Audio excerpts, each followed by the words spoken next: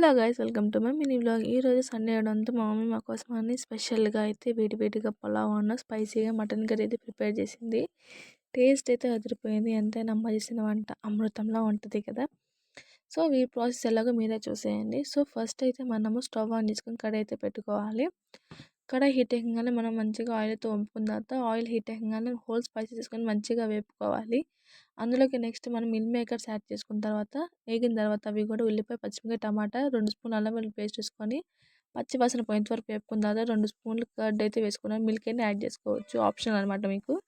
Next salt వేసుకొని మంచిగా వేపుకున్న తర్వాత తగినన్ని వాటర్ అయితే పోసుకోవాలి. మరిగిన తర్వాత సోక్ చేసుకుని రైస్ వేసుకొని మంచిగా మిక్స్ చేసుకొని ఉప్పు సరిపడా చూసుకొని ఒక 10 మినిట్స్ మంచిగా కుక్ చేసుకుంటే ఎమ్మి పలావ్ అయితే ప్రిపేర్ అయిపోయింది.